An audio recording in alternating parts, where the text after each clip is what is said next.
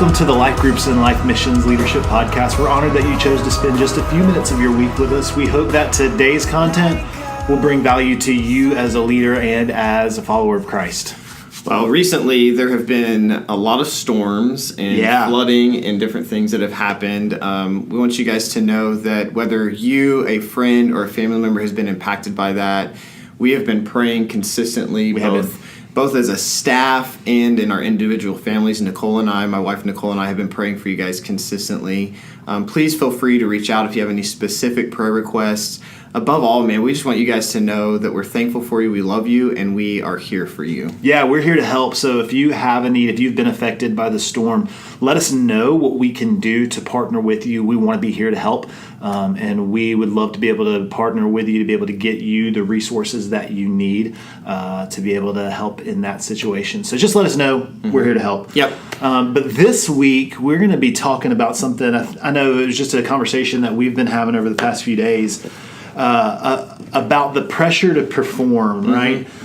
And I think for many of us, we often feel this, what's been called the impostor syndrome, to where we feel like we have to perform at such a level because one day, we're going to wake up, we're going to show up, and everyone's going to find out that we're a fraud, that we haven't been doing it right, that we're not good enough, and they're going to be so disappointed with us. Chad, have you ever felt that way? I know I feel that way pretty consistently, and we've kind of been trying to figure out, well, why do we feel that way? Yeah, I have felt that way in many different areas of my life. I felt like that as a husband.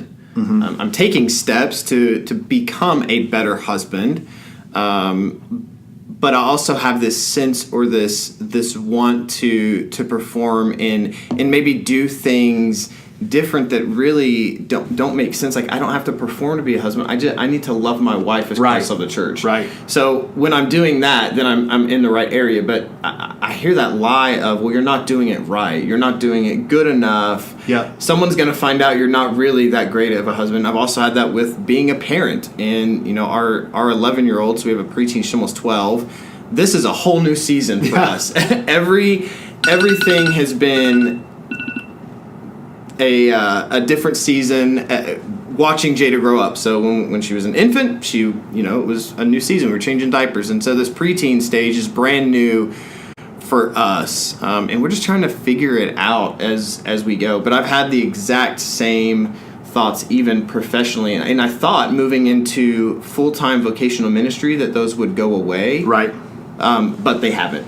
Yeah. And if you were wondering what that was that went across my phone, I have typically a phone call scheduled for this time, but I don't have it today. I'm not late for anything. But there's so many times that I think people are going to find out, oh, you don't have it all together. Mm-hmm. You can't even remember to turn an alarm off of your phone before you have a podcast. Right? There's so many things that we screw up, and we're sitting there thinking, man, nobody is going to really believe that I'm good enough. Mm-hmm. And the truth is, we're not, right? We're not good enough on our own, and that's okay.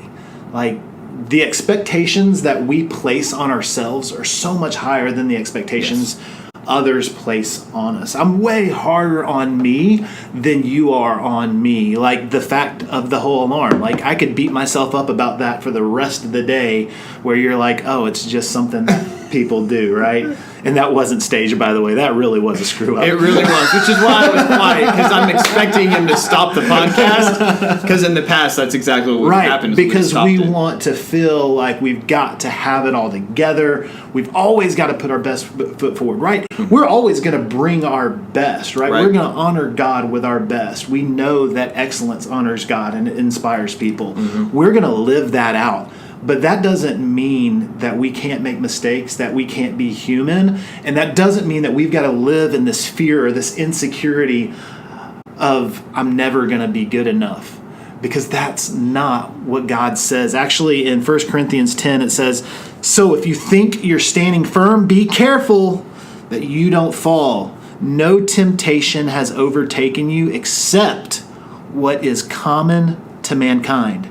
And God is faithful. He will not let you be tempted beyond what you can bear, but when you are tempted, He will provide a way out so that you can endure it. And so many times we believe that the temptations we face, that impostor syndrome we face, is unique to us, when we're all feeling it. And we don't have to live in the cage of that insecurity. We can break out of that. The freedom comes from knowing the truth of who God is and what he says about us in his word. Yeah. And so that really leads to the verse that God led me to for this podcast, which is, it's 1 Corinthians 12:27, and it says, all of you together are Christ's body, and each of you are a part of it. What else needs to be said? We are a part of it. All of us play a part. No part is more important than the other. No. We all play a part. So if you're watching this and you're a community leader, you are a part of the church, the body of Christ. If you're a life group leader, you're a part of the body of Christ. If you're someone who attends a life group, you're a part. None of us are any more important than the other. Right. We are all equal. Yeah. So whether you're Pastor Craig or Stephen Furtick or a pastor of a small church or leading a life group, it doesn't matter. The way that Jesus sees us is he sees us with love, with care. God sees us as his children. And so attempting to try to perform or to be something that we're not, that's how we can fall into that trap. And so the truth is we fall into it as well. And really, we want you guys to know you're not alone. Yeah. You're not alone in that. We're here fighting that battle with you, and we would love to know how we can pray for you more specifically. So find us on the weekend, email us, text us, give us a phone call. We would love to be praying for you specifically, but we'd also love to be celebrating what God is doing in your life. So find us, let us know. But until we see you guys this weekend, remember, whoever finds God finds life.